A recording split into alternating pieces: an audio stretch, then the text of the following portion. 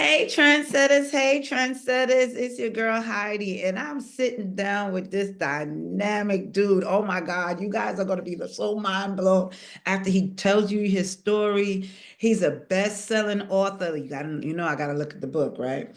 Freeing Self, IFS Beyond the Therapy Room. You guys gotta get it. He sent me an insert. I watched his videos. He's a personal development coach. He's doing youth services, men's mental health, a whole the Well-Dressed Academy. I mean, it's a whole. This dude come with a whole host of stuff. Before I even talk and mess anything up, let me get this guy on so he can talk and tell his story for himself. Welcome, Ty Cutner. Welcome, Thank you so welcome. much. Thank you so much. Happy to be here. I'm glad to Yes, have happy to you. be here. Glad to Yes. have you. I'm glad to have you. You know, um, we were introduced by a mutual friend, Phil. Hey, Phil.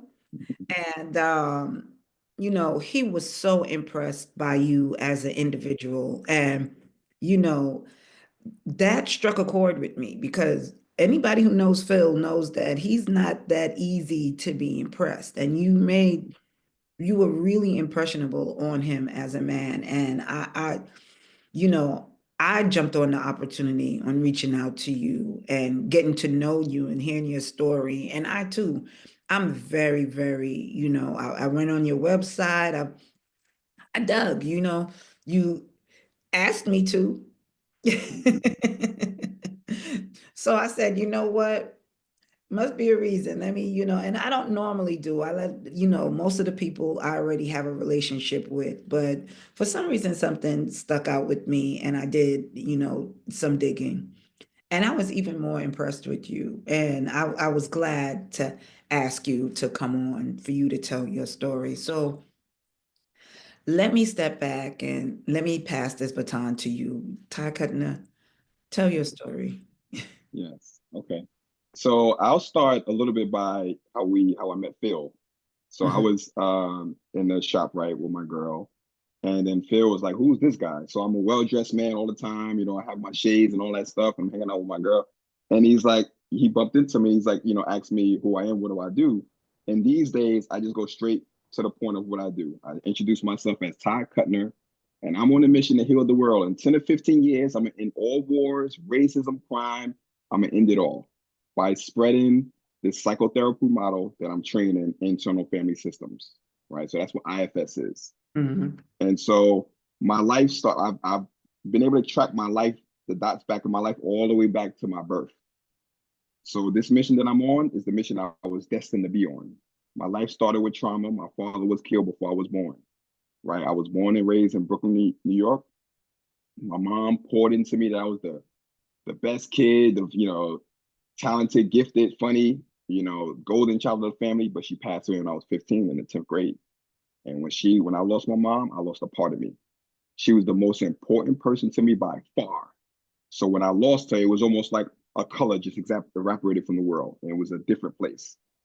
Fast forward 20 something years, and there was one IFS session that allowed me to retrieve that part that I lost when my mom passed. And it blew my mind. One Mhm. session, not years and years of therapy. How come the whole world doesn't realize our mind works this way? Right? Why is this thing stuck in therapy? Give it to everybody for free. Like give it to all of us like you gave math to us. Right? And so it's very difficult to get trained in IFS because very high demand. It's tens of thousands of therapists on a wait list to be trained. It's like close to $5,000 you have to pay to get trained, right? And so it's difficult for someone to get trained in the model. But because of my connections and divine intervention, I got trained 3 times in a matter of 18 months. And because Wow. I was coaching men who were going through divorce, separation, and cheating. We'll get into that at some point. I had a whole audience of people to work with. So I got real good real fast. And so now I'm seen as a prodigy in the model. And so I Mhm. put it in everything from my image coaching workshops, my parent workshops, and now I'm here to give it to the world. Wow. Talk to us about what growing up. You mentioned that you're from Brooklyn. So yeah, yeah, yeah. Brooklyn, shout out Brooklyn. Um, Talk to us about growing up and in Brooklyn with your mom up until the point where you lost your mom and then the changes in your life that led us here. How, Mhm. we going to talk in parts, right? So growing up, and then we're going to talk about your mom a little bit and how she impressed you to this degree that now we have this individual. Right, right, yeah. So I was always a happy kid, always funny, very social. I was always inquisitive. I was the first boy of the family, so there wasn't really many kids around in the beginning. So I was around a lot of adults. So I would observe a lot. I would be quiet and I would just pay attention. And I was good at making impressions on people, like as far as impersonations. I was pretty funny making different sounds and all that, and so joking. Adults love being around me. Adults love to hang out with me. I just have so many stories of just having fun with the adults. And so my mom was able to see me. She was able to see parts of me, and she would call it out. She would call out some of my gifts and my talents. And you see how Tyrone? She would like, she would brag about me when she didn't think I was listening because she didn't want me to get a big head, right? You see how Tyrone was able to do that so fast? I see, but I was so observant. I will be hearing her, like, act like I'm listening, looking at TV, but I'm listening, right? And so because she pointed those things out in me, I was able to give my talents out to the world. So I realized it wasn't just one of me, it was a multiplicity of me. I was good at this, but also good at that. I can do that, and I can also do these things. And so it was my mom. She had me when I was 19, and my family structure was my mom and my father's family. Now my father's family were there, had a bunch of aunts and a grandmother, and then I had my grandfather, right, my mother's father, and my mother's father is the one who took care of me, and my grandpa, I call him grandpa. He took care of me from like fifth grade, put me through school. And I lived with him in Brooklyn. My mom moved to the Bronx, and so I would be back and forth, with those individuals. And when I was at my grandfather's house, and my grandfather was him and I in a three-bedroom townhouse, right? And when I was with him, I couldn't be that. We would do all the dancing, all that stuff with him. Sit down. Hold on there, relax yourself, right? I couldn't be a kid with him around. So then when he was there, I would be quiet, more introverted. I would like take things apart. That's when those intellectual parts of me really get activated at my grandfather's house. Because in my mom's house, more my social, funny, comedian parts will be coming out during that time. And so at some point, my mom she had her stuff going on with her traumas and things like that in the 80s, drugs and all that. And so she was battling some drug addictions. I couldn't really see it. She wasn't like bad to the point where it could show on her, but that was happening. And so my grandfather had custody of me from some time. And then my mom got custody of me back when I was 9. And then when I was around 12, 13, she started to get sick. Now, at first, I didn't realize why she was getting sick. But at some point, I had to step up as more of the adult in the house at a younger age. The traumas came around that, me being that. And there's a lot of us going through that. I know a lot of us in the 80s who grew up in the 80s, our grandparents were very instrumental in raising us because Yep. of the epidemics that was happening in our society. And so when my mom passed, my grandfather stepped in again. He was always around, but he stepped in again and took custody of my sister and I until, I became an adult. Hmm. Wow. I mean, how was it for you at 15 losing your mom? I mean, you did say that she was sick and her health started to decline and you had to step up now as an adult. You her son, Mhm. So how was that for you? It was tough. It was like life, my childhood was cut short. I wasn't able to always be funny and play. I had to have responsibility that was beyond myself earlier than I would have wanted to. I had to take care of the house in certain ways. I had to make sure there was food in the house. I couldn't go to school sometimes because, certain things would happen. She would, end up in the hospital, and then, I take care of my sister for some time. And so it was like a lot of things like that kept happening. And I was such a proud kid. I was always considered cool. I was always like, well dressed and but for that age. And I was real proud, and I didn't want anyone outside of my house to know what was really happening in the house. So then I had to keep the outside world away from the traumas and things that I maybe had been experiencing in the house. And even my grandfather, I didn't want to share certain things with him too, because parts of me were afraid that he would come in and take her away from me, take us away from her, because that fear of him having custody of me and not being with her. So I would keep some of that to myself as well. And when she passed, it was like I lost a huge, I didn't have a sadness in my life. But when she passed, it was an infinite sadness. It was a Mm, sadness I couldn't shake, right? I never felt that before because anything that I went through in life, whatever I failed a test, like that was the worst thing. I failed a test or like something silly like that, right? That was the worst thing that could ever happened to me. But losing my mom, it was something that couldn't be repaired. Like it couldn't be reversed. And I was like, I was so in denial because I was like, um, Tyrone, I'm like the best thing. Like I'm invisible. How can this be happening to me? How can this be mm, happening to my family, to my mom? And so I got better grades, did better in school, became funnier because that was a way for me to escape. School was a way for me to escape from home life. And so I got perfect attendance, and all that stuff happened. But it was very hard to shake, and then life just kind of went on for myself. I tried to get past it. Life went on for everybody else around me. So like we're just gonna move on from this, I guess, so it was like living a double life in a to a sense, certain yeah. degree, Hmm. right? Wow. Talk to us about you are a bus driver. Hmm. You know, it's so extreme. So many parts of your story is so extreme and all over the place. So that's what Hmm. makes you Hmm. this well-rounded individual Hmm. now, that it just had so many different integral parts. Talk to us about MTA, to Hmm. talk about what that was like and how that led you into it was like a domino. I can see, Yeah. it was more like a domino effect.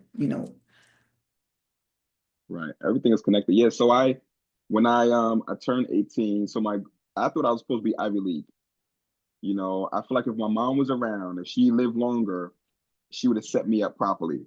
Maybe Okay. she didn't know the people. Maybe she was a nurse, right? She wasn't necessarily connected to any Ivy League things like that, but she would have found people. Right. She was very well at saying, "My son is talented. He's bright. He's smart. How can you help him?" She would find mentors for me, right?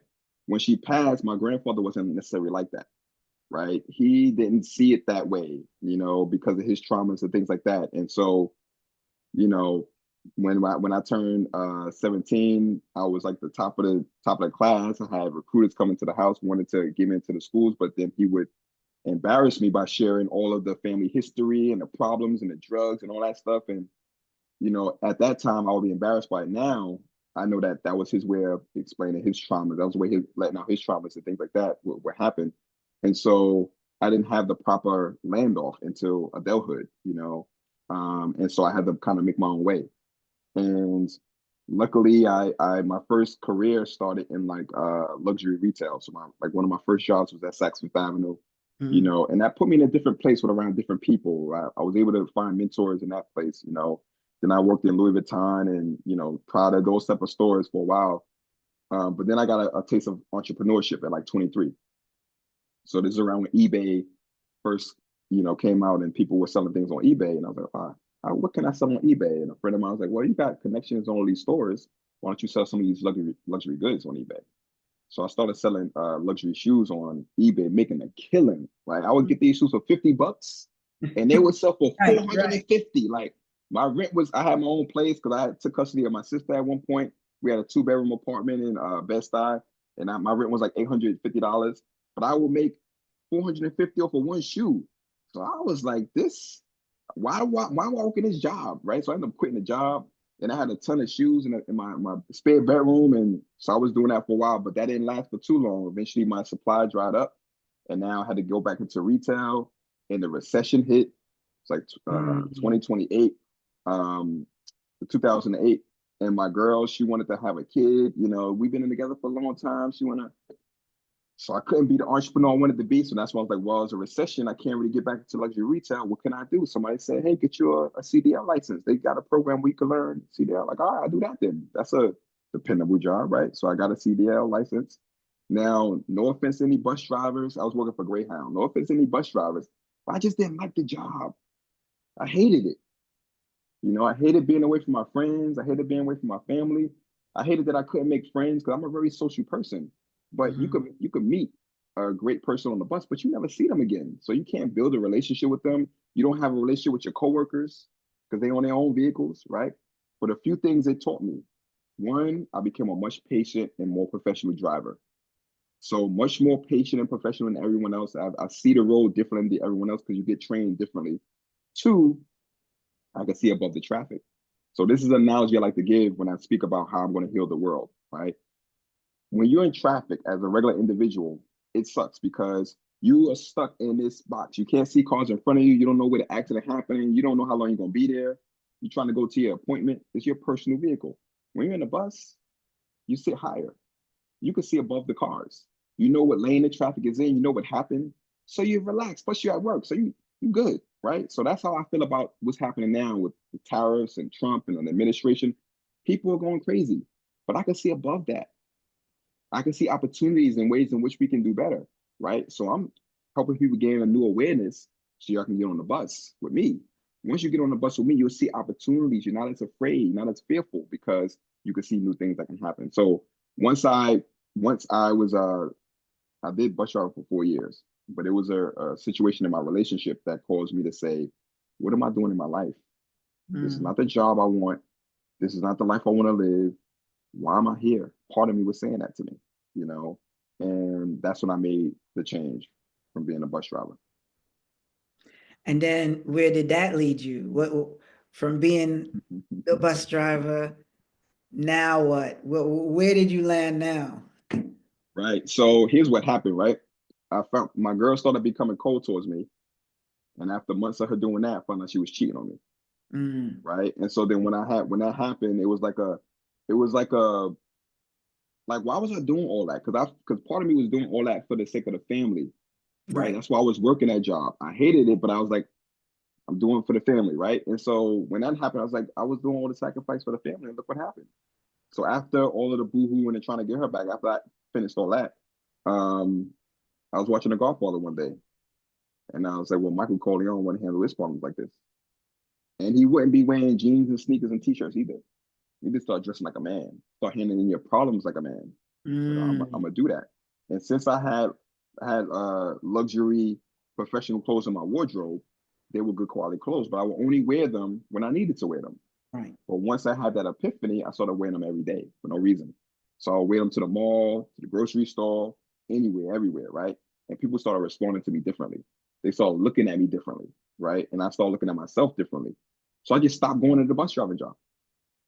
I just stopped going to work. I didn't even quit. I just stopped going. I was like, this is not, I couldn't bring myself to do it. I couldn't maneuver Mm, myself to wear that uniform to go to that place anymore. Right. And so I eventually became a CEO of a youth organization. So I did a lot of volunteer work in those days with an organization that in Bed-Stuy that was connecting the teenagers to the homeowners. They had a Foot Soldiers was the name, Bed-Stuy's Project Regeneration. We would uh, do have the homeowners pay us for like cleaning porting services. And then we would have after school, the kids would come and they would go and, sweep the leaves, put the trash out to the curb, snow removal, things like that. And they would get paid for it. And then our organization was like a home away from home, right? So where we had a PlayStation on the games, we could play with them. We had our own handshake, nicknames, all that type of stuff. So that became a family. But once I started dressing well, the COO was like, well, Ty, I need you on my team to help me grow this organization, right? Because he's seen how my professional appearance was with like open certain doors that it just naturally will open up. So then I started to do that with him. mm. And how did that grow from there? Because as I said, It keeps this going, whole right? thing is connected. This whole thing, this whole path that you Right. have been on has been one thing to the next thing to the next thing to the next thing. Where hmm did we go from the youth organization? hmm Yeah. How So the next thing after that was image coaching. So when I went to the youth organization, my friends was clowning me at first. We over here at Six Flags towel wearing shoes, right? They would clown me, right? I'm overdressed everywhere I go, right? And so eventually, though, they started seeing how women would respond to me. We would Mhm. have certain events, And then a woman would be like, well, who's he? Who's that? Like, well, that's Ty. You ain't met Ty before. No, I never seen him before. Like, it's like, oh, wow, Ty, they don't even know you, and they don't already trying to get to know you. So then that's when my friends like, oh, teach me. How do you do it? Like, because when I wear stuff like that, I look like I'm going to church, right? And you make it look cool somehow. How did you do it, right? And so I told them, like, you gotta go to a tailor. You got the pants don't come fit properly. You got to make them fit properly. So you got to do certain things to your shirts and things like that. Then once it fits well, now it fits you for you, and it Mm, looks better on you, right? mm, And so I started teaching them slowly, and then they started to transform their life, like their dating, the organization went well, and so that's when it's like, it's how you should become an image coach. Like, where would we have gone to learn these things if it wasn't for you to teach us? mm, So then that's when I started to like help other people. I started to go on Facebook and say, hey, listen, if you want to learn how to dress, and I would speak about dressing well from a different perspective.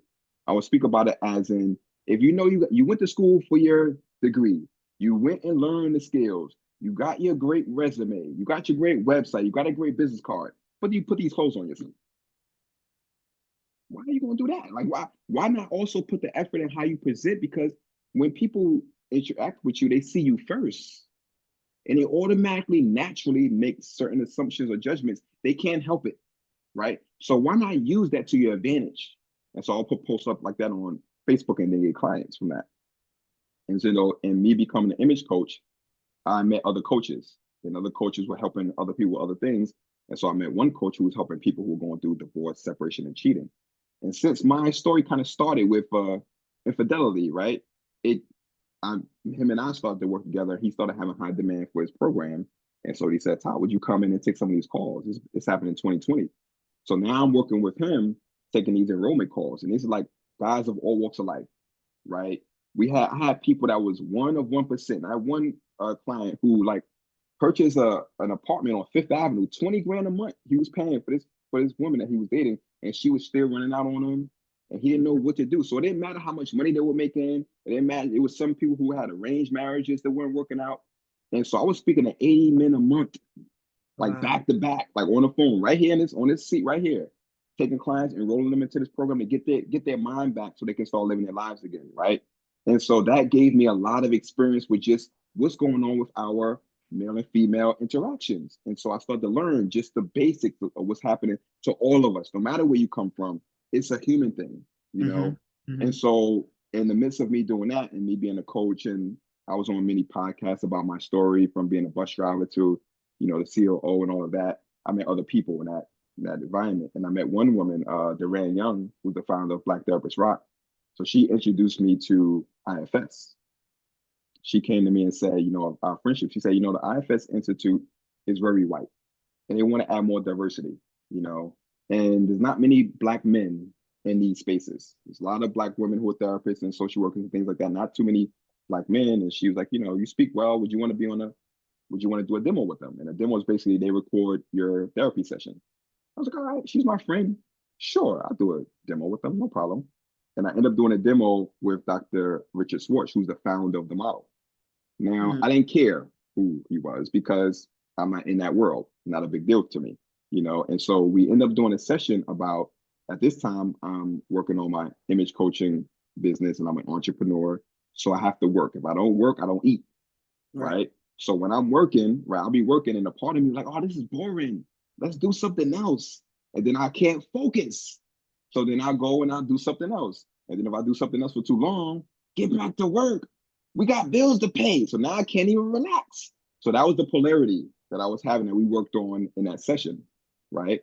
And during that session afterwards, those two parts of me made an arrangement where we would Mm, have spend time to work during work hours, and then when work hours is over, we'll spend time for leisure, and we'll keep to that schedule.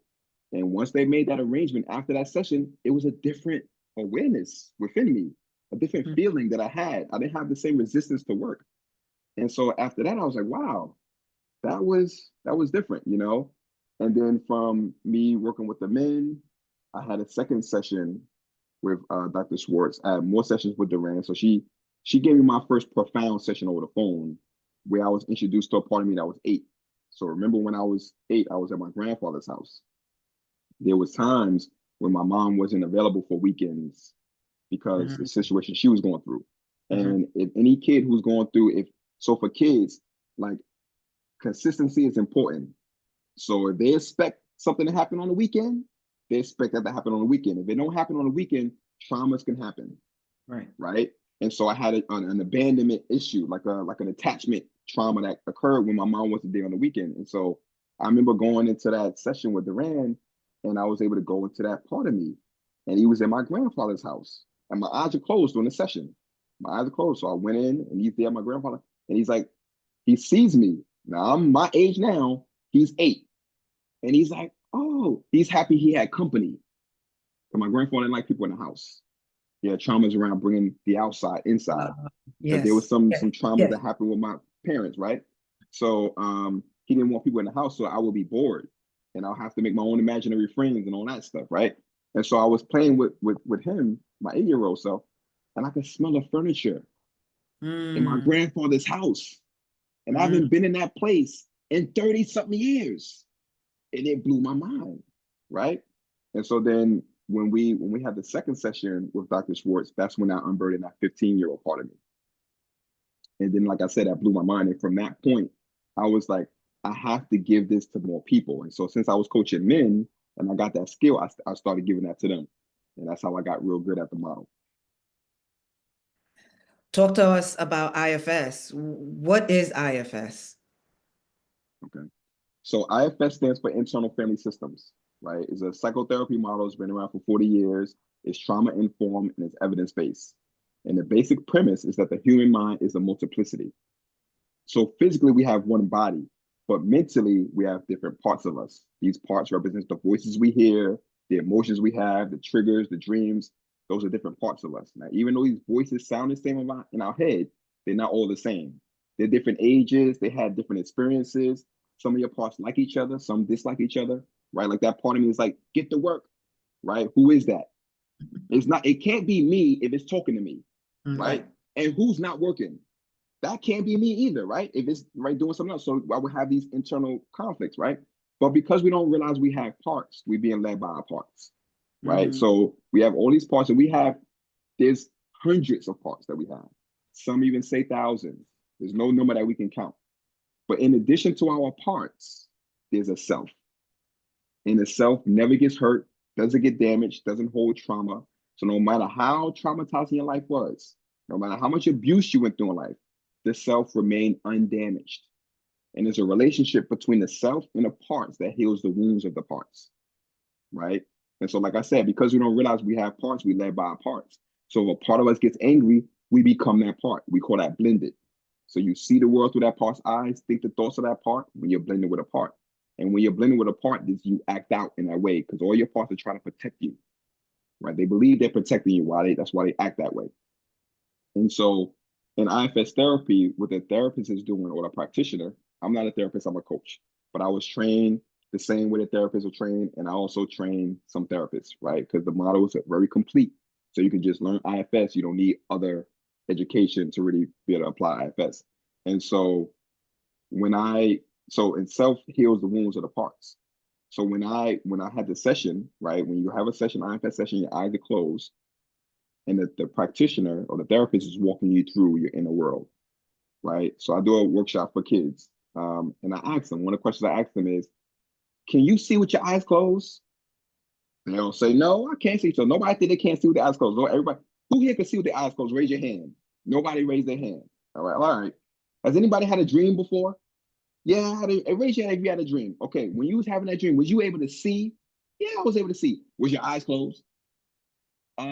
Well, yeah, it was closed, right? So you can see with your eyes closed, right? So I make that distinction to say that we're always dreaming. Even right now, you and I are still dreaming. The people who are listening are dreaming. The thing is that we're being distracted by the dream because our eyes are open and we're listening to other things. But if we close our eyes and sit in silence for a little while, we'll start to see, right? So in IFS therapy, we're walking through that path. So in my session about my mom passing, anytime I would try to go to that part of me, that part that was sad about my mom, other parts of me would say, don't go there. Let's not go. So if you went through any trauma that you made it past, an abuse or whatever, and you made it past it, parts of you are going to say, let's keep that door closed Because if we don't know what's gonna come out that door, we don't want to be depressed or sad, right? We Right. don't want to go back into that place. Keep that door closed. But when we keep that door closed, part of us is in that room. Mm, And that part of us is in that room has some beautiful stories to tell us. But because we're afraid of that strong emotion, that fear, that abandonment, that sadness, we want to keep that part in that room, right? We in IFS we call it exile, mm, right? So we have three types of parts. We have mhm, our manager parts. These are the mhm. parts that keep us in line. They're like, you gotta pay your bill today. You see what time it is? You gotta go. Did you do that thing? Right. That's how that part speak to you, right? Manage your life, making sure that everything stays subtle. If things don't go subtle, let's say you lost a job, lost a relationship, you start getting emotional, getting frantic, another part comes out called the firefighter part. Now the The firefighter parts, the firefighters, firefighters. firefighter parts, and they come to put out the fire. Now the fire is that strong emotion. Big emotions of sadness, big emotions of depression or worry or anger. They come out to douse that fire. And the way they do it is through like distractions. That's where all of our addictions come from. So they put the fire of the strong emotion out like a firefighter would. When a firefighter puts out some fire, they don't care about your artwork on the walls. They don't care Mm, about your electronics. They don't care about breaking the windows. They got to put the fire out by any means necessary. That's why the fire part speak. We got to do this by any means necessary. So you start feeling sad. Hey, look at this phone. Scroll here. Play video games. Hey, smoke this. Drink this. Speak. Have it. That's how we get into those situations because they try to keep those fires out.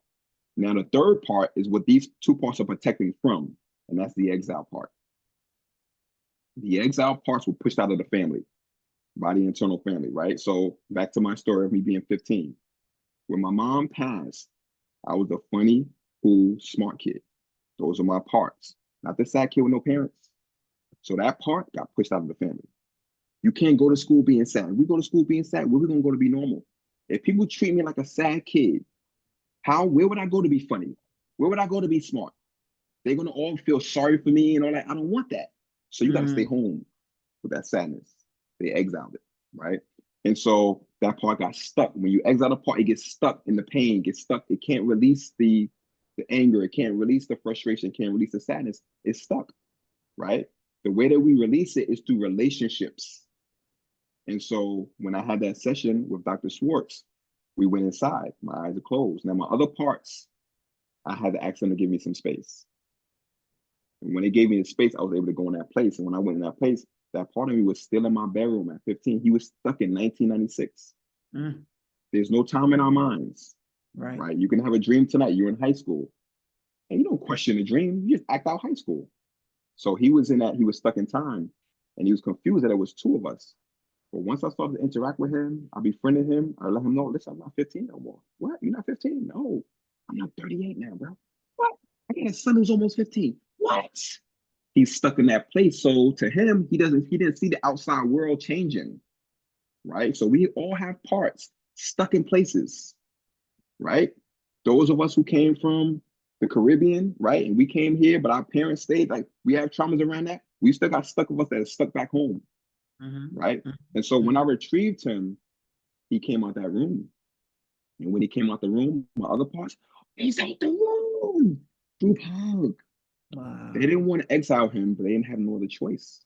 Right. Right. So then once he came back to me and he realized I wasn't 15, I now imagine him with me. And now we go drive around my old neighborhood and he's able to see, oh, they changed that. They changed. It was like a time travel. Right. And so I asked them, now that you know I'm not 15 anymore, what role do you want to have in my life? Because exiles don't have a role in your life because they pushed out of the family. But once you retrieve them, they have a new role. Like, what role will you want to have in my life? He told me, I want to go back to school. After 15, I couldn't go to school because of the sadness kept me away from school. I want to go back to school and I want to help the young men who are going through stuff I went through. So that's when I created the Well Dress Academy for the young men and boys. Wow. Wow, what a story. So now let's talk about the Well-Dressed Academy. I have to applaud you for this. I mean, it's a great program. It's a great, great program. It's a good fit. It's just a good fit for these kids and where they are to help them get over humps, right? Because sometimes we all trapped in exile. Right. or parts of us, Right, and we may have many doors of exile, right? right, right, Right. right, So, I do, my heart is just so heavy for the way that things are going for the youth nowadays and how things are in exile for them, their creativity, their hope is in exile. right, right. You providing a space where you can open up some of those doors is just amazing. Talk to us about Yes. the program. What is it? Dressing, making, Well Dress Academy, Well Well, just Dress academy. Academy, Yes, Well Dress yes, Academy. Talk to me about that. yes. So Yeah, when you made I me spruce up today. I'm not. I said, oh, I that happens probably, often, I right? said, let me use a hairbrush this morning. Let me not Exactly. let this guy think that, let me show, I don't really do this on Trendsetters that much. So let me just take this opportunity to just, wash Mhm. my face. Exactly, exactly. That goes to show we all connected. We Definitely. all inspire each other, and Yes, the way that I'm going to change the world is by example, not by force, absolutely. by example, right? Absolutely. And that's Absolutely. the reason why I dress well every single day.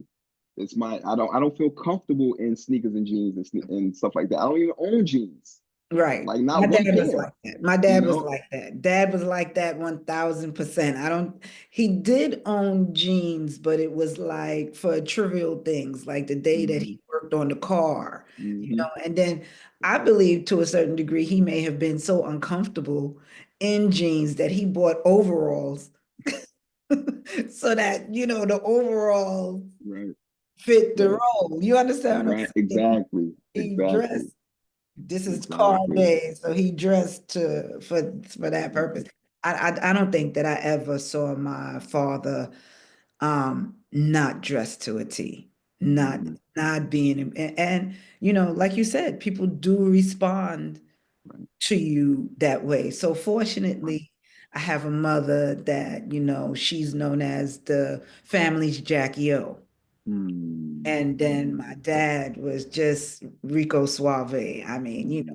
you can't get any more macho machismo Hmm. if you packaged it. So, Right. I'm the baby, so I got Hmm. it. But yeah, talk to us about this program with the youth. That's my thing. Hmm. Kids, talk to us about how you touch in life and share with us some of your, most difficult times and the most inspiring times in doing this. And what is Well Dress Academy? Yes. So when I decided I was doing work in schools for some time, with the youth organization and other organizations. And then when I started to get this IFS tool, I started putting it into everything else. Mm, And then when I started to build things, when I recognized that it's not just me here, it's not just me, the entrepreneur, right? It's also my younger parts, my 8-year-old part, that they would be the ones who would distract me from working, right? Once I brought them into the fold of who I am, and what my mission is, they started to get excited and they were like, how can we help? Right. And so when I unburdened that 15-year report, how can I help with that? And so we say, okay, we're going to put together a system in which we're helping these young people. And we want to make sure that one, it's sellable to the adults, but two is also good for the kids. So they see it as a game. So, and I wanted to take all of the things that helped me in my life and put it into this program. And so the first thing that I recognize for myself, the reason why do I think I can heal the world? Why am I so confident and think I can do that? It's because of the stuff that my mom put into me. right, And I knew who I was. I never wanted to be like anybody else. I wasn't a follower. That was a bad word when I was a kid. Being a follower, that was a bad word, right? right. Now everybody's trying to get followers, right? And so I was a person who was my own style. I want people copying off of me. I want to do my own thing. So when I put together the training, I was like, one, I wanted to put together a training where the young people can start to look internally first. Look Mm, inside to see who you are first before you start trying to be something else. I mm, knew who I was, and that was my foundation. And because I knew who I was, I know certain places weren't for me.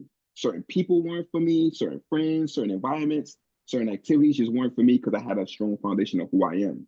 And I wasn't wavering. I was happy and proud about who I am. And I feel like the kids today don't really have that. They're Mhm. following after these other trends and things like that. And that's what's getting them hurt, getting them killed, the train surfing, all those things is they're following, trying to find a path, you Mhm. know. And so I turned the train into like a game. Like one of my young parts, oh, we can make it a game. So it's levels. So level one is, who am I? Or more Mhm. accurately, who are we? Because we're not one, we are multiplicity. So it's more accurate to say we, right? So who are we? And in that discovery, I get them to look inside. I teach them IFS tools, that we're multiplicity. What parts are you? Which part is up now? Which part is listening to me right now?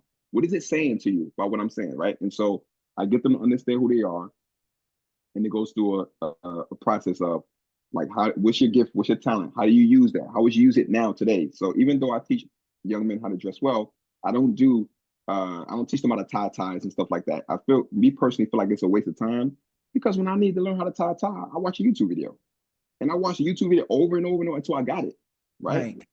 So I'm going to give them something they can use right now, right? And so I took the training and I made it into our levels, and then I had a companion training that was for the parents, because I Mm. wanted the parents to speak to their kids similar to how my mom spoke to me.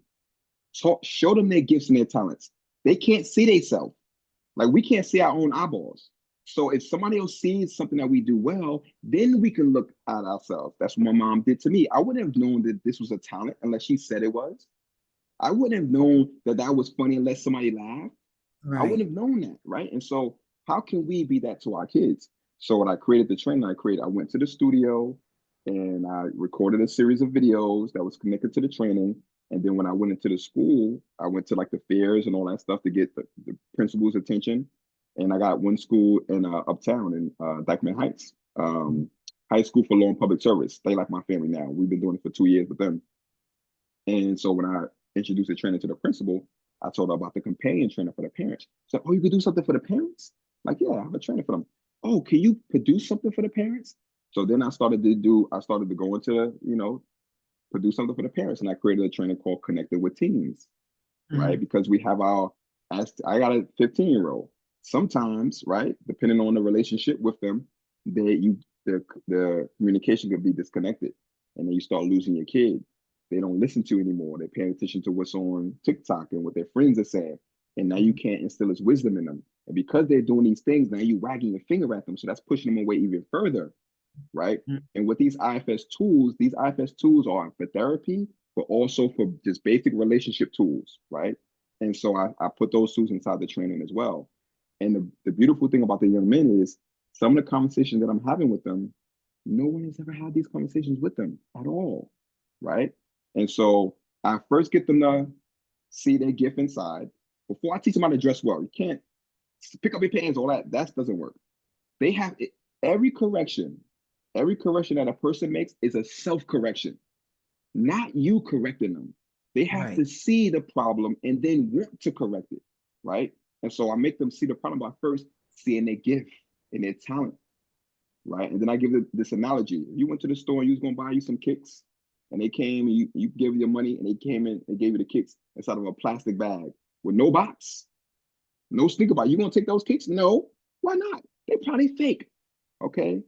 So when you walk outside, are you in a box that's really amplifying and showing your value, or are you in a plastic bag? Right. So once they Right. make that connection, oh, I do need to stop like this, right? And so that's when they start teaching them other things. I teach them about brotherhood. School teaches kids that to succeed in the world is a single player game. But we know that Mhm. succeeding in this world is a multiplayer game. I Mhm. got connected to you through Mhm. someone that connected you to me. Now we together. You're gonna connect me with other people. It's a multiplayer game to get ahead. But in Absolutely. school, you can't. They call it cheating if you help each other out on tests. Mhm. It's cheating. So they never learn the skill unless there's a ball involved. They never get a chance to learn how to become a team, right? So they become individuals, and that's the downfall of our society: individualism, right?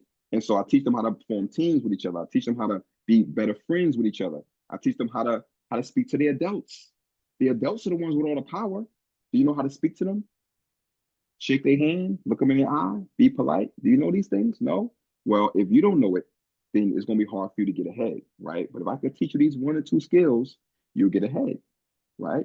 And so I teach them these skills. So all these the things, and when I go into the schools, it's my 15-year-old part of me that's with them. So when they joke, I'll be joking. Sometimes I'm a little too far. I gotta bring that Yeah. 15-year-old part. All right, now we the one who got the adult part too. They don't got adult parts yet, right? So we gotta be the one.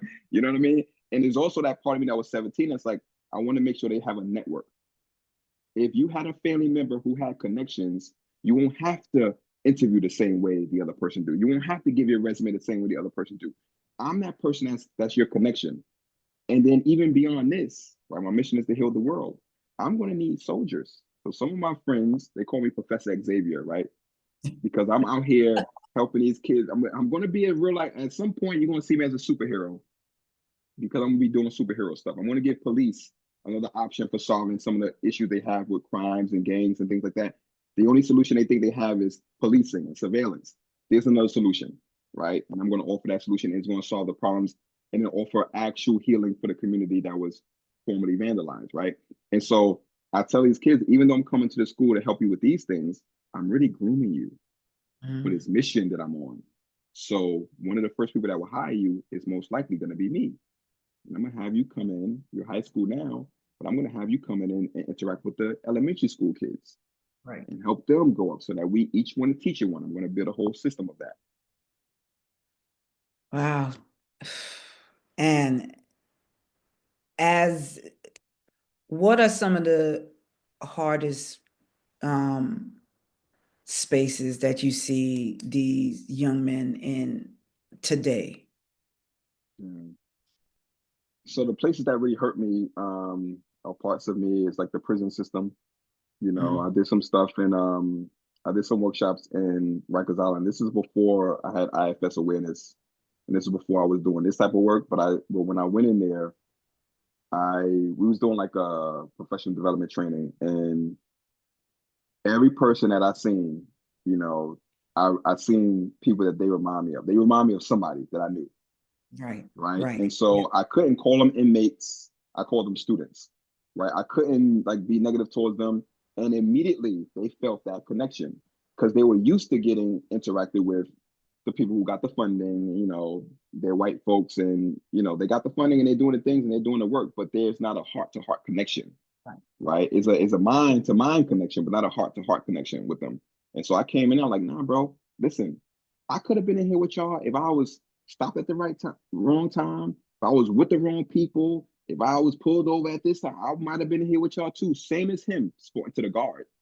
Him too. He could have been in here if he was stopped at the wrong time. So I can't treat y'all no different. And the majority of them are in there because they're poor.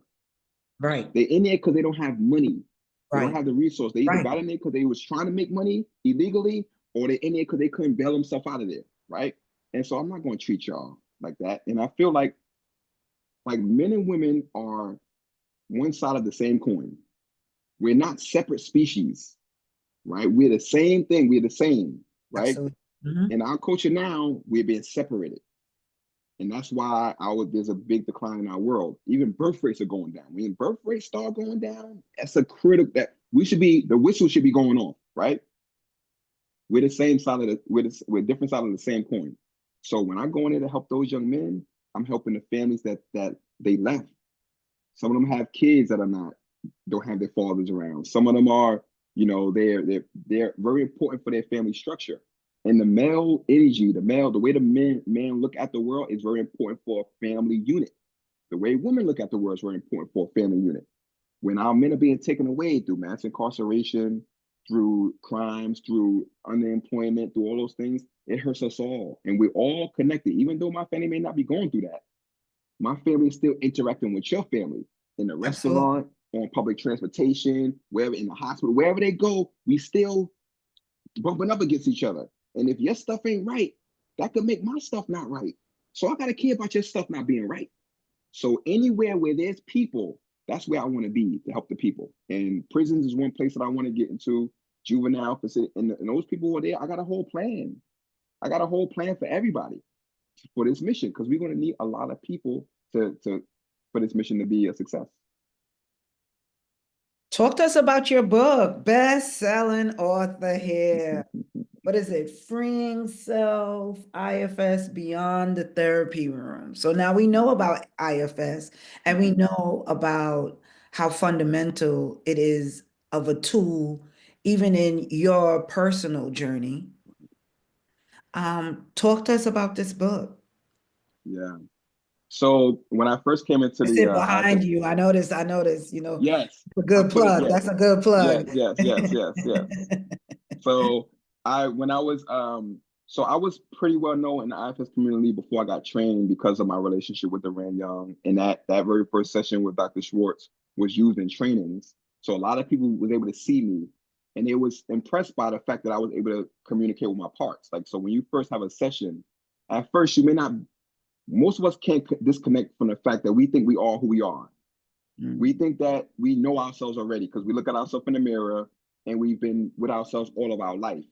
But we mhm, don't recognize that we have different parts. So when somebody mentions this concept of parts, for some people it's hard to grasp. For me, it was pretty easy to grasp because when I was with my grandfather, I was alone and I would have my imaginary friends, and there will be versions of me, versions of my cousins, and all that, right? And so I already had this awareness.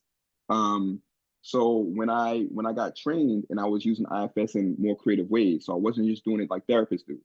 Therapists do one-on-one, but I was doing it in one-on-one. I was doing it in group settings. I was working with an audience that hate therapy, which was mm, divorced men who were going through relationship issues because the therapist was most likely a woman, and she would mostly side with the woman because the woman is more emotionally expressive and the man is more pent up emotionally. So the therapist don't have nothing to grab onto, so it's his fault, even if she's the one who did the infidelity. And so a lot of men was like away from that.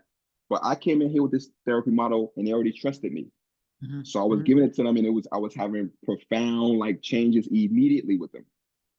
And so I mm, was speaking about this in IFS conferences and things like that.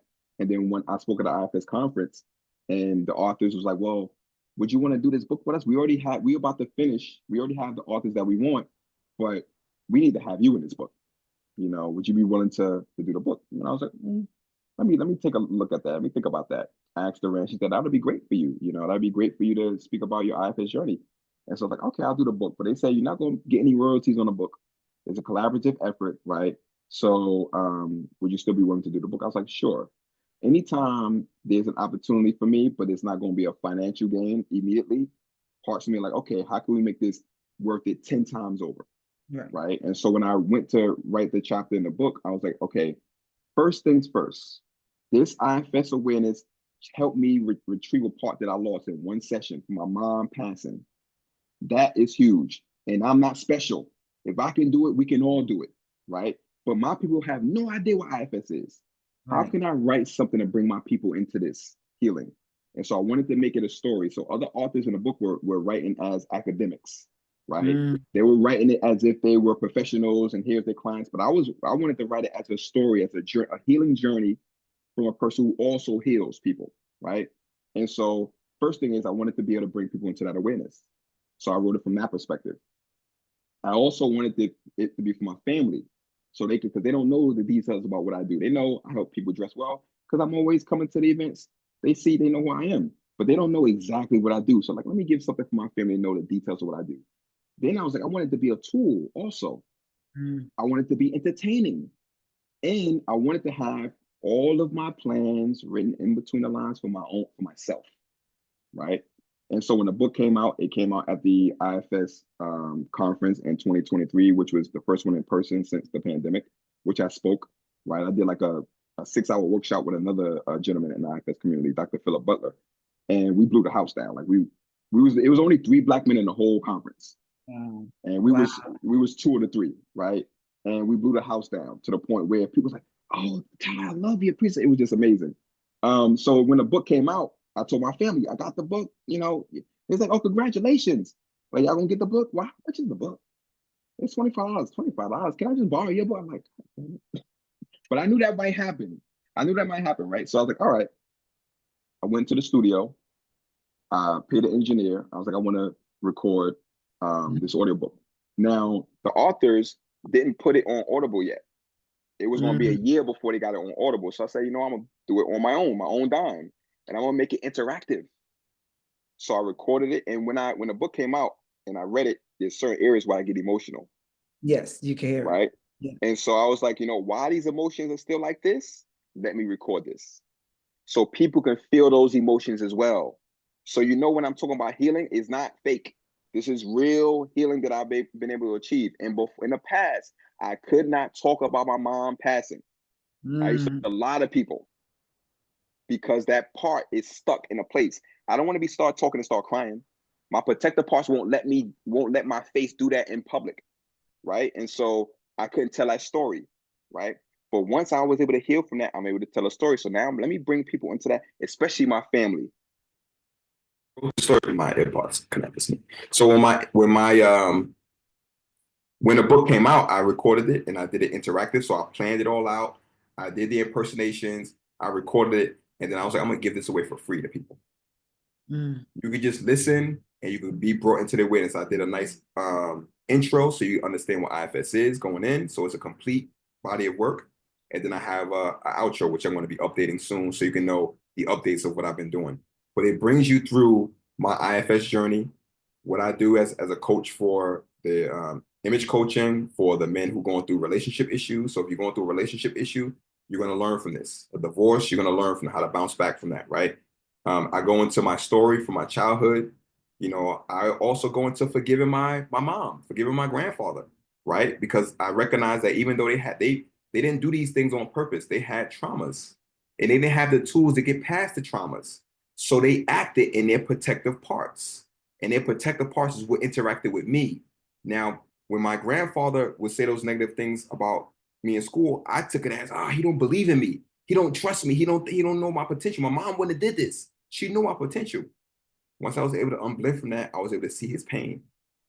And I was also able to see if he didn't know my potential, he wouldn't have gave up his golden years to right. be there for me, to be there for me and my sister. He wouldn't have did that if he didn't believe in me, right? And so once I was able to heal from that, and then when I was able to heal from that, I was able to gain his wisdom, his talents.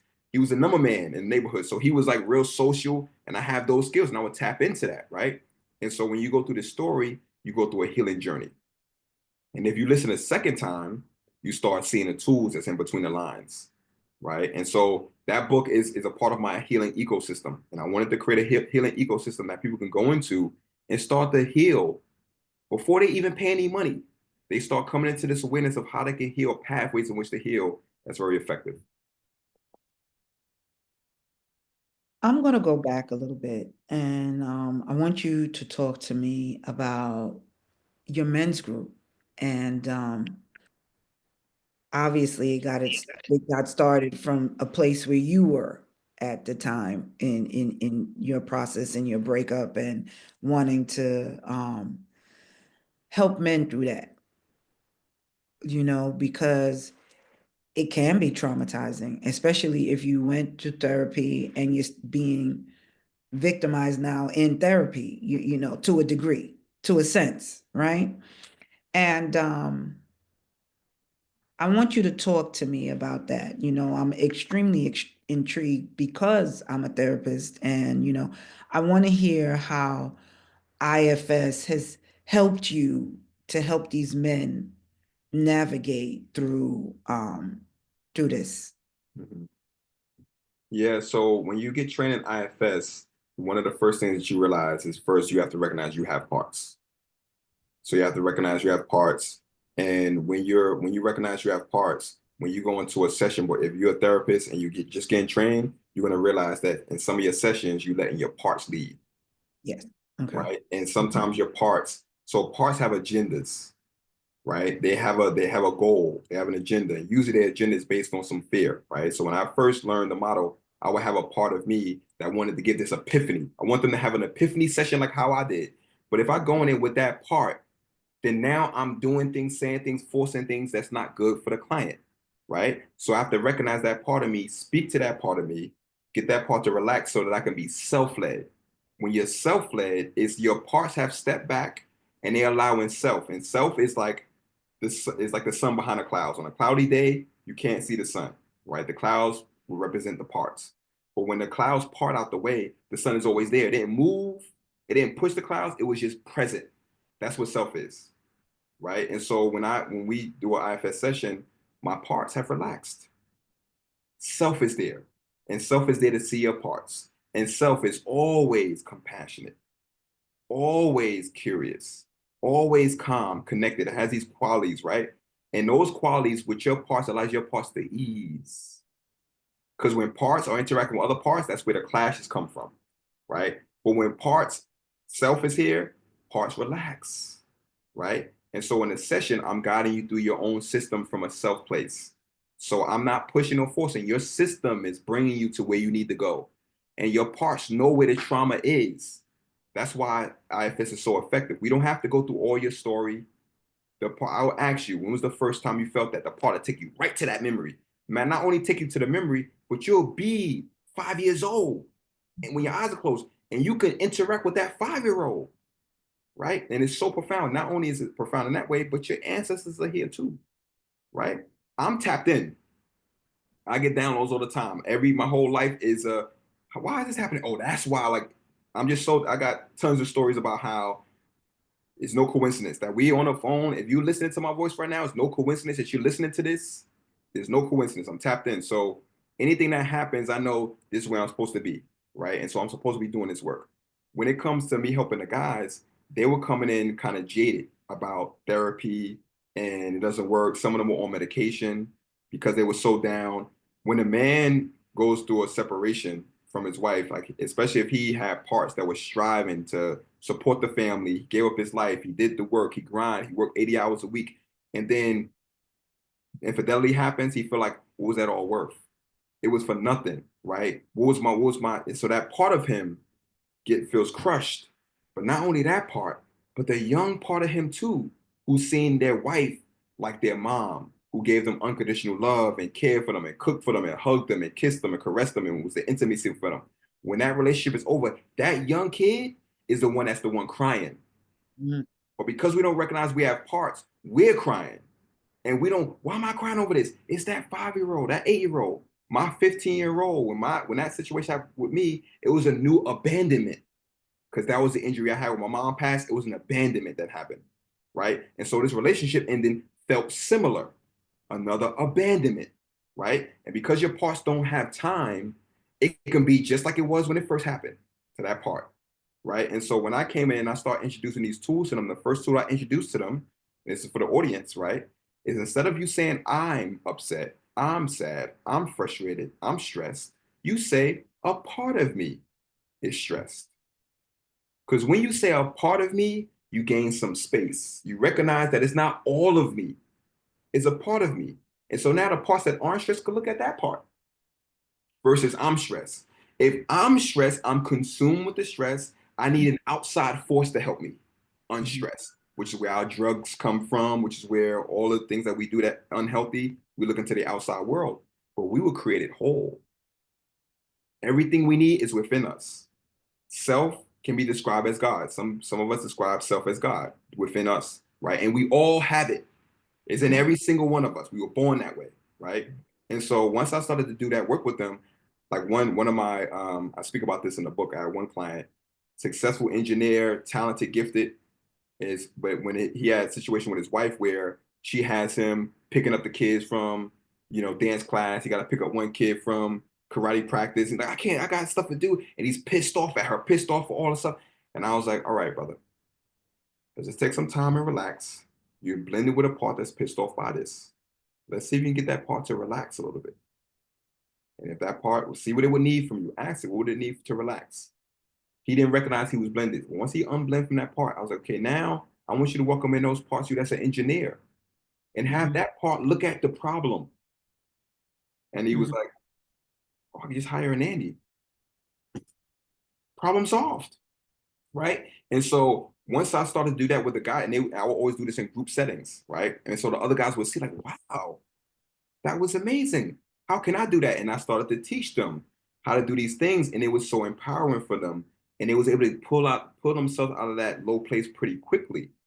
And so that's when I was like, okay. And once they started to become more self, like I had some guys who was like, Ty, I went to my therapist and they want me to get on medication. Should we still, I know I have a session with you on the calendar. Should I have the session with you? I was like, let's have the session and we'll see what happens afterwards. So they have the session with me, like, how's it going? And like, you know, everything is good, and then sadness over his face. It's one of my guys, Dan, right? He's one of my poster childs, right? Sadness came over his face. And then after that session, he was able to unblend from that part that was sad and then give that part what it needed, right? And once he gave that part what he needed, he was like, wow, if I was the guy, if I would have had got medication, it would have just caused me to dull that part of me. And I would never really get to understand the story behind this part, who it is, what it needs. I would have just shut it down. I would have muted it.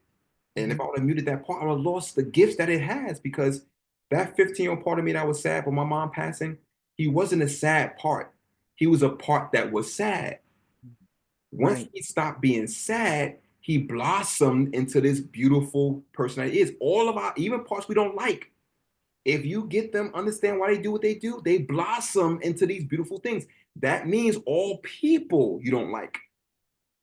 Once you understand that that's a part of them that's doing that, and they unblend, they'll blossom into something else, and they'll become more self-led.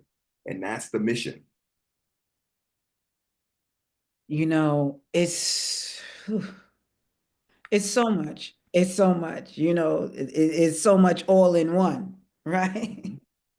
Right? It's so much, it's so many, as you said, parts, right? It's so many parts. You even made more parts. And, you know, I guess this is the reason why you're here. Talk to us about, what does this mean to you, heal the world, right? You're the man on a mission to heal the world, right? This is how you identify with Ty Cutner, Right. right? This is your purpose, and this is what drives you every day. Right. Right. Let me see through your eyes what that means. Yeah. So the human race is a family. We're one big family, right? We're a very dysfunctional family. And the reason why we're dysfunctional is because we see each other as others. We have this us and them mentality. But there's no such thing as them. There's only us, Because we're right? human. Because we're human, right? So when we say we have to fight against them, we're fighting ourselves. Right now, we don't realize that, and I'm not here to convince anybody of that, right? What happened was, once I started to do healing internally, and I realized there was a whole world in there was family members. In order for me to help that part, like, because the part of me that wanted to work, like my very first session, right? The part of me that wanted to work, he wanted to get rid of that other part that procrastinated and wanted to play. He wanted to get rid of it, right? Like, we may have parts of us that we don't like. We on a diet, but yet we can't stop eating chocolate cake. Let me get rid of that, right? We want to be disciplined. We read the self-help book, tell you discipline yourself. Get rid of that part of you that's doing X, Y, Z. But you cannot get rid of any of your parts. And all of your parts are trying to help you.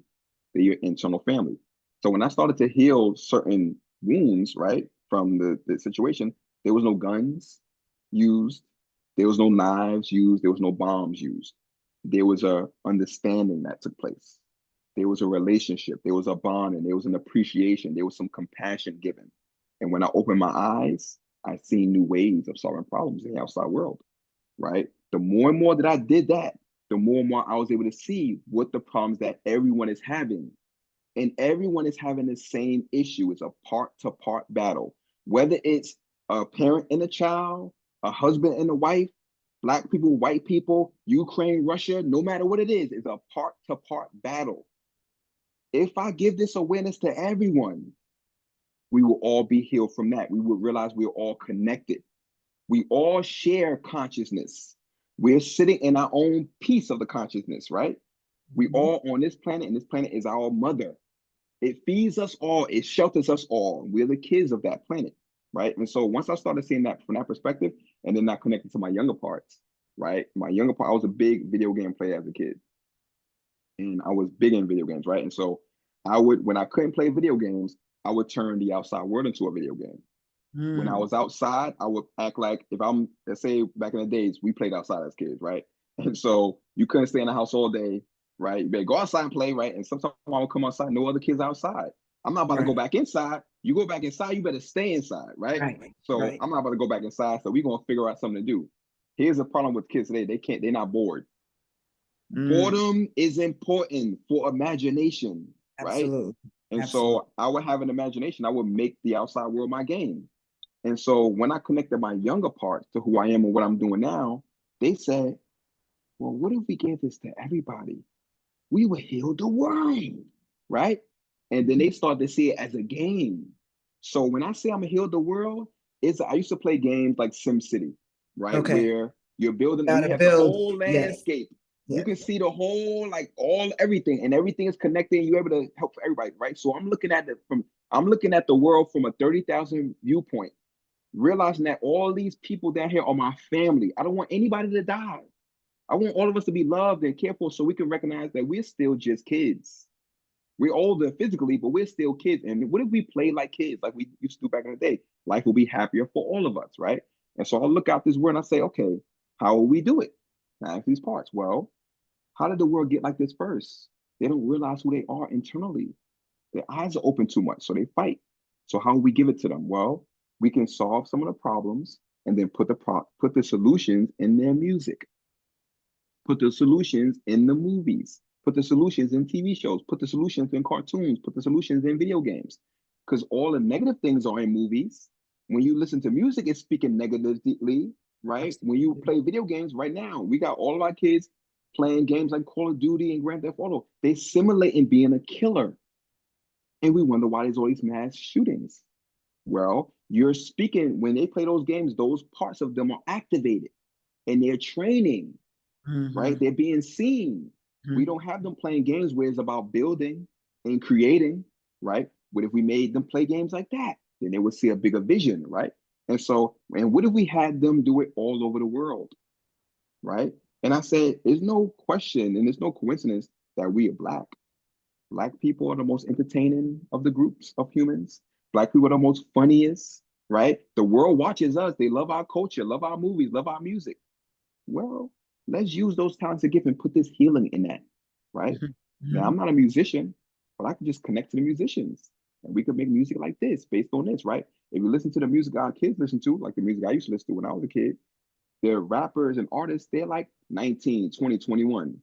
And they're speaking from their perspective, their immature perspective on how to solve problems. And then they put it on these nice sounding beats, make it rhyme, sound real good. And they put it out there into the culture.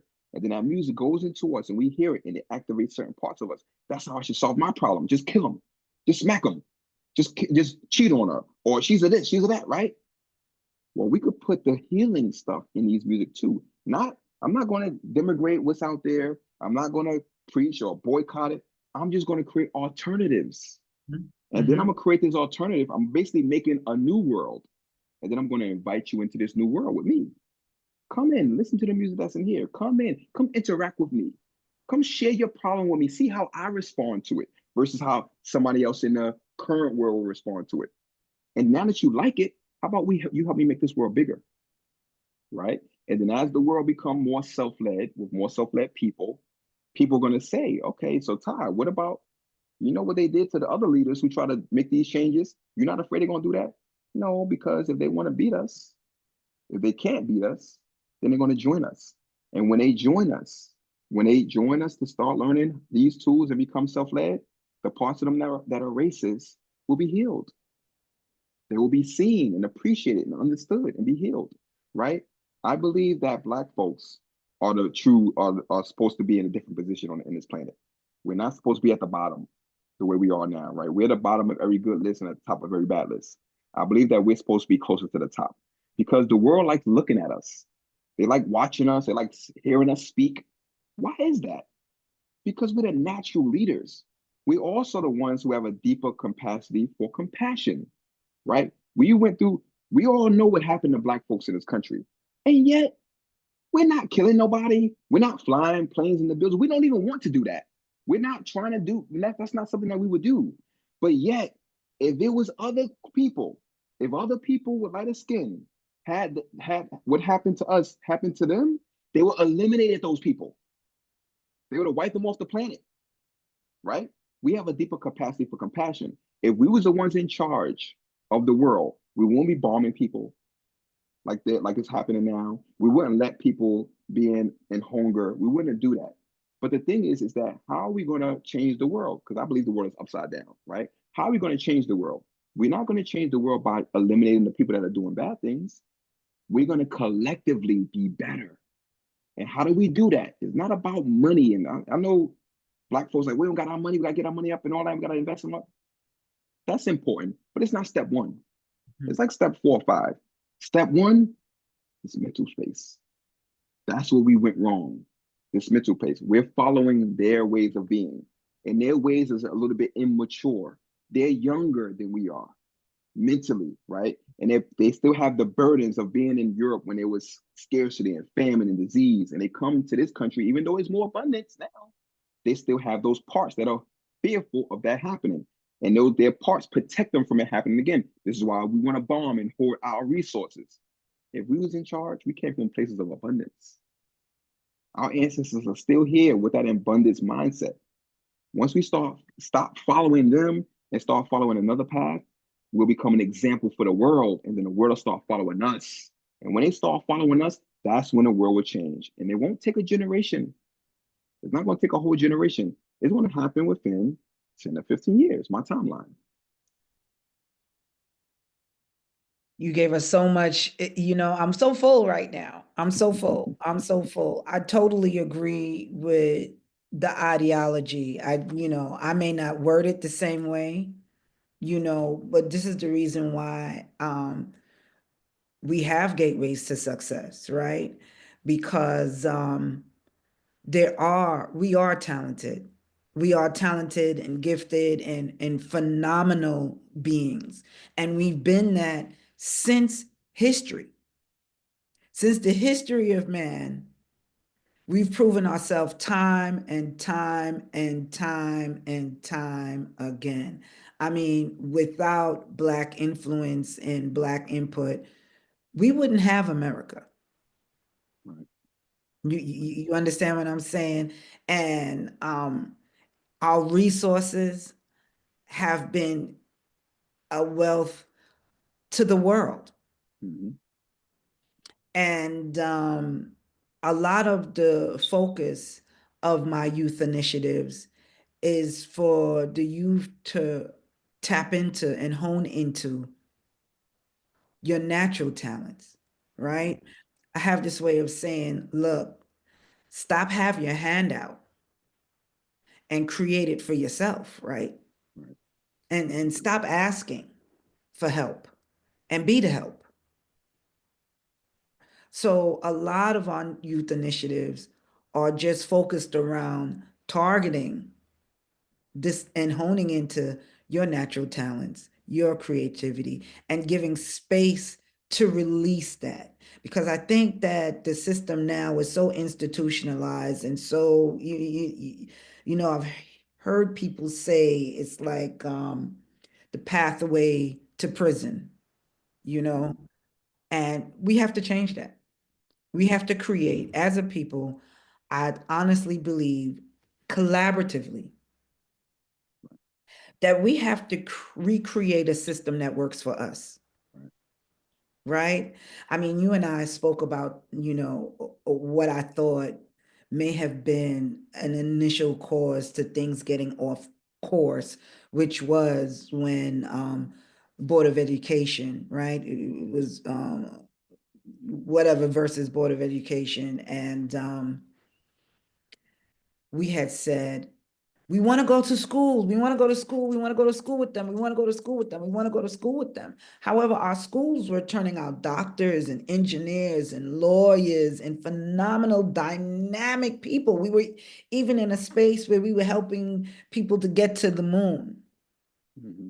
You understand what I'm saying? Our art, our culture, our writing, our everything was top tier, right? At that period, when we were all inclusive as a community, we were top tier. We was knocking it down. Even when the America crumbled with the Depression, it was, Black people who said, y'all ain't got no money.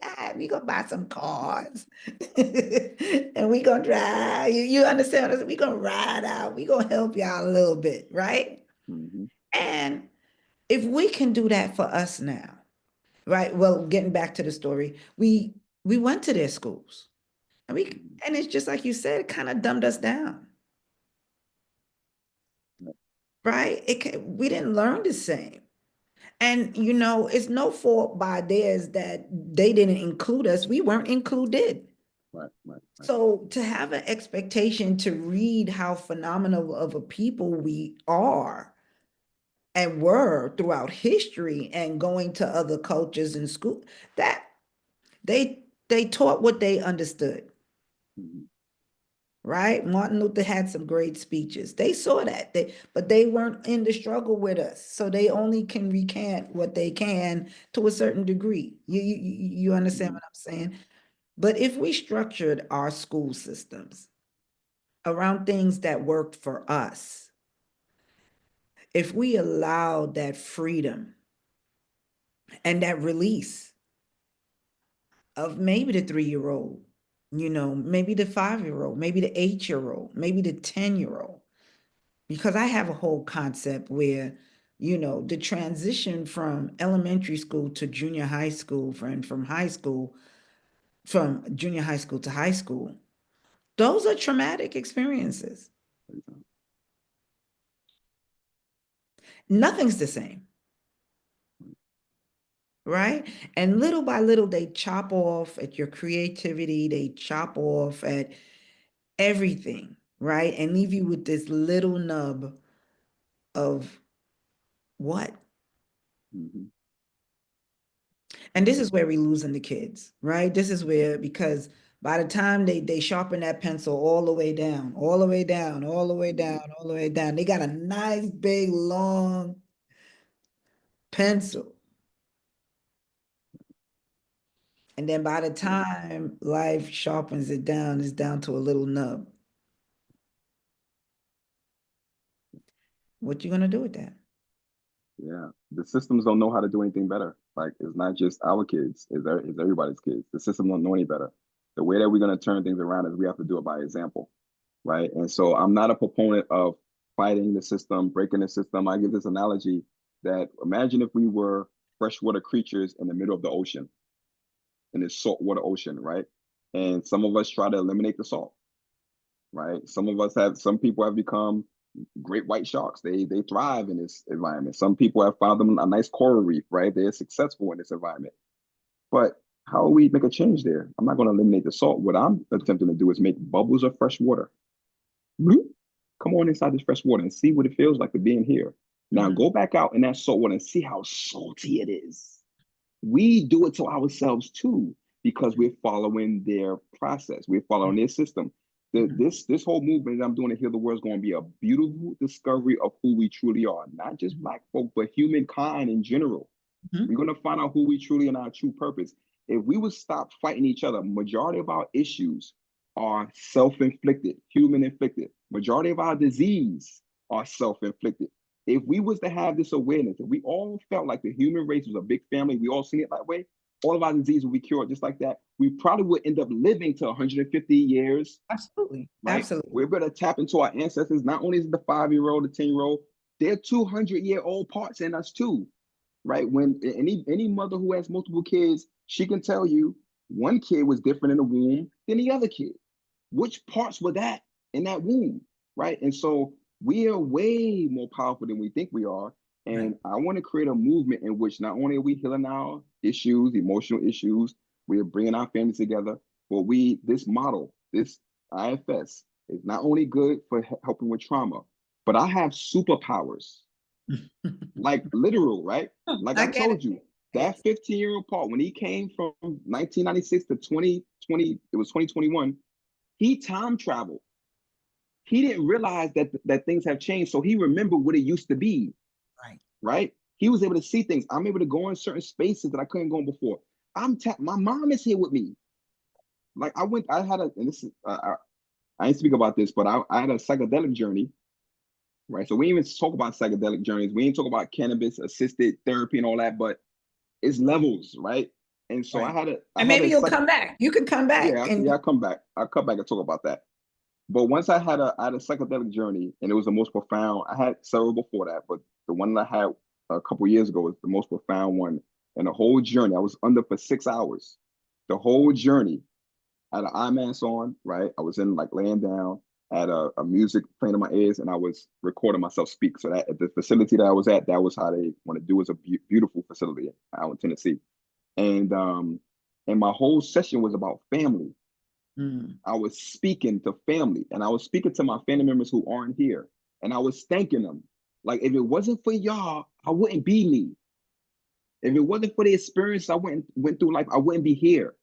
So when I'm succeeding in life, I'm bringing my family with me because y'all are part of me, right? And so those that are here, those that aren't here.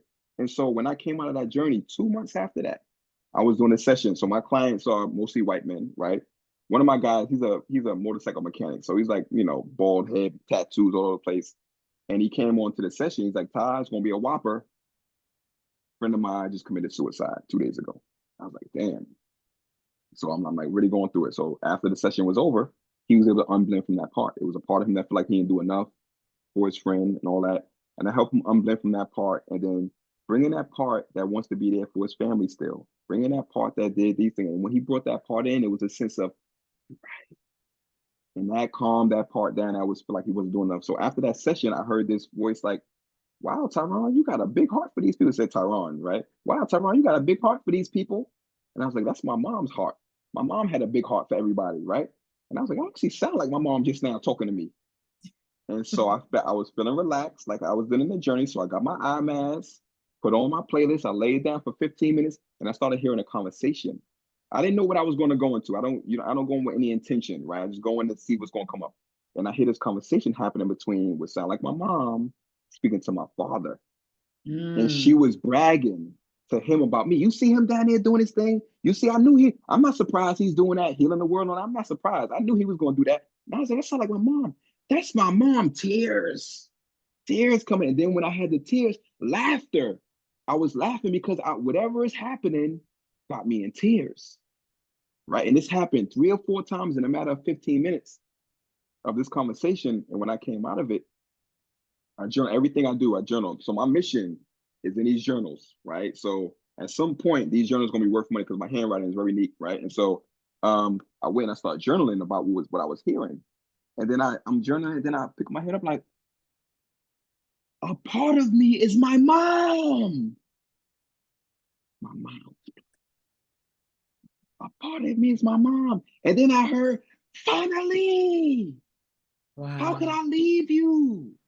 I'm always going to be a part. I've been trying to get your attention for so long.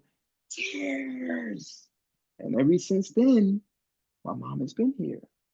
When I want to call her in, I can say, Mom, what you think about this? And her essence, how she felt, how she think, how she sound will come behind my eyes. And I would see it from her perspective. And then she would help me out, right? Oh, you should die. She would tell me, like, Tyron, you were so good at those games. Your grandfather didn't like you playing those games because he didn't want you going to the arcade because he would thought the drug dealers are in there and there'll be a shootout or something. But when I see you play those games, I'll see your mind working in a different way. So anytime you have a problem, look at it like a game. And then that right there will make clicks. And oh, just do like that. Bam, then I was shocked. So I could blend with a part and see the world from a different view, right? That's a superpower. I could switch perspective anytime I want. That's a superpower that most people, they get stuck in their perspective, right? They stuck how they see it. And that's what causes a clash. That's a superpower, right? And so I always say this to people, I'm not special. If I can do it, so can you. And I'm on a mission to teach you. And the more and more people that I teach, my clients, once help them become self-led, I just had one of my clients is in the Jewish community, lives in Marine Park area, the wealthy Jewish neighborhood. I have one of my clients, he referred me from another Jewish client that I had. That's the first in-person in-house session I did that wasn't my family member, right? And so I'm in his home, Jewish man, doing his session, tears, and when he opens his eyes, he's like, wow, you are a prodigy, like they say, right?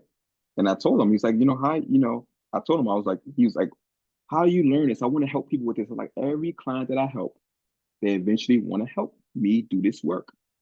The more and more that I heal people, when you become self-led, self wants to heal the world. Right. So it's not going to be me by myself.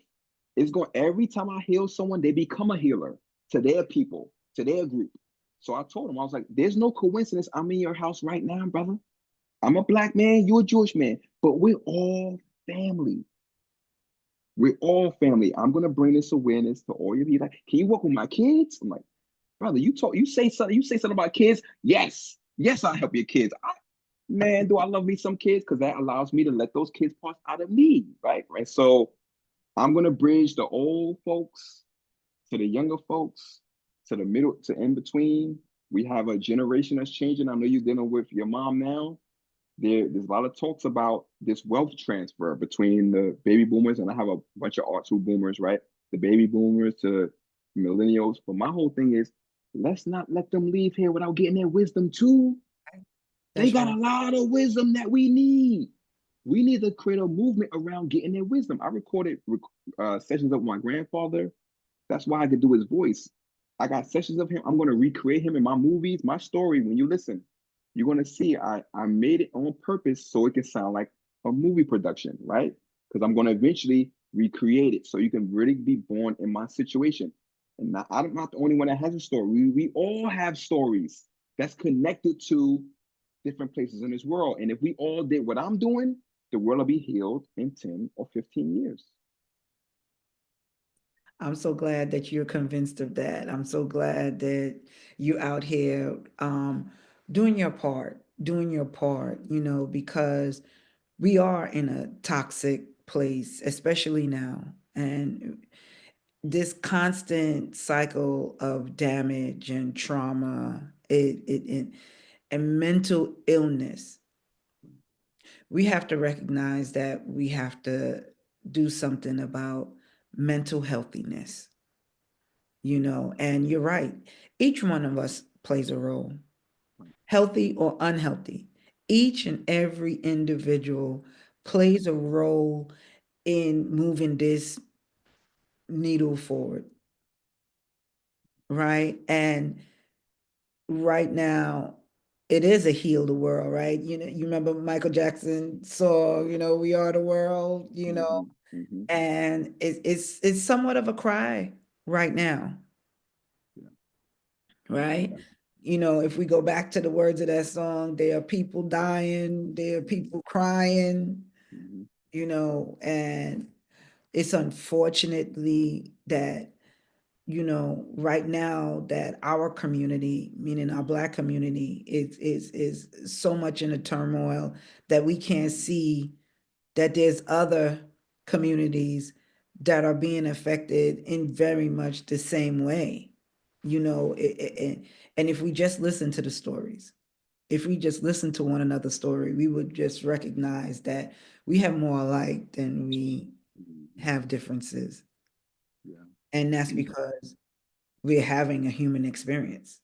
right, we're a family, right? The human race is a family, and that's why I say I'm tapped in. Anybody that's interacting with me, like when people start interacting with me, like the Jewish community interact with me, I think that I have my ancestors wherever they are, right? They're like, hey, you need to meet Ty. Go have your people meet Ty. He gonna help. They're making arrangements so that they can connect people. If you I listen get to my voice right now, your ancestors probably said, listen all the way to the end of this thing. you. So, and get in touch That's with right. Ty. That's He's right. going to Listen bring, to there's that. no coincidences that we're doing this, right? And like I said, I'm tapped in.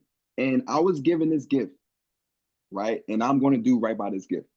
I'm not keeping it to myself. I purposely want Do to it give it to well. you, and I'm not, and I'm going to make it accessible. I'm not going to tell you read a book, read my book. No, if you're not going to read the book, I'll make it more accessible for you. If you're not going to listen to the audio, I'll turn it into a cartoon. Whatever it takes to get this awareness out there, we need to have this awareness. Just like we all know math, 1 + 1 is 2. No matter what your language is, no matter what your skin color is, 1 + 1 is 2. We need to have this inner awareness so we can look at humans as family. And then right there, we won't fight anymore. We were like, why do we have missiles? Why do we manufacture missiles? Who is that for if we all are family? But the Right. first family we gotta help is that internal family. Before we jump off, is there anything else that we could leave on that note, but is there anything that you want to share with your audience? How can people get in contact with you if they want to get in contact with you, although I'm going to put all your information in the caption, but how can people get in contact with you? Yeah, so they can get in contact with me through my email, ty@tycutner.com.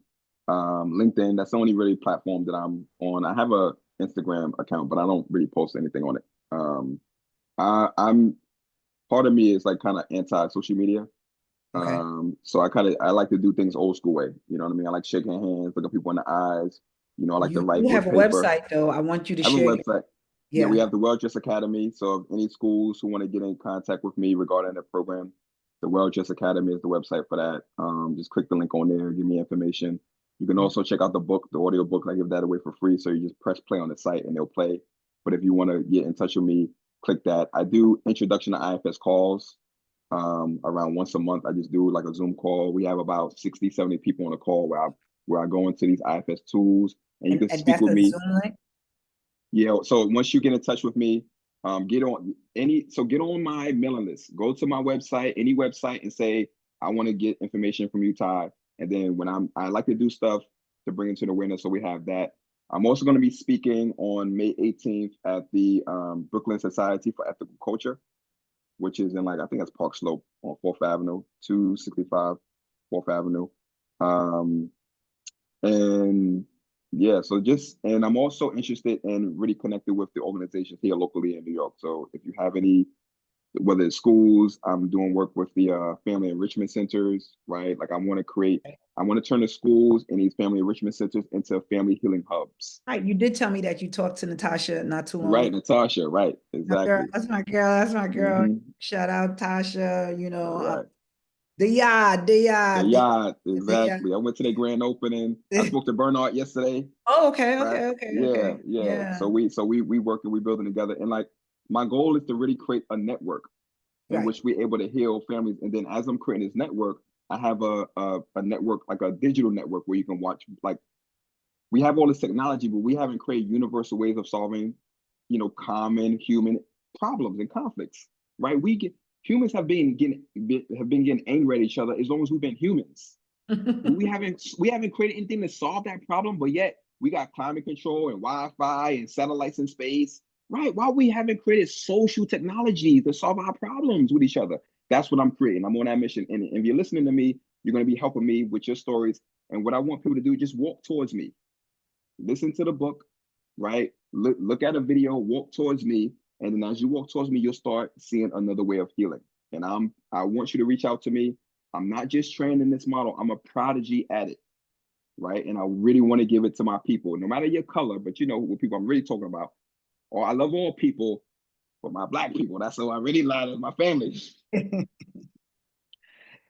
we need it. And we need it, right? We need Yes, to be healed. We need to look at one another and recognize one another in a human sense. right. Right. And I think that this is one of the reasons why gun violence is so rampant in our community is because we kind of got disassociated from the humanistic roles that we play in one another's life. So, but that's another story for another time. I could go on and talk about gun violence for hours. So, and we took up a lot of time, but I loved having you here and we will bring you back, Ty. And, we are going to be doing work together because things are intentional and we talk about that after we come off. But thank you for giving me this opportunity of speaking you on Trendsetters Talk. You guys, Ty Cutner, thank you Thank you so so much, Ty. much. Mm. All right, tell Trendsetters we out. We out, trendsetters. Bye, you guys.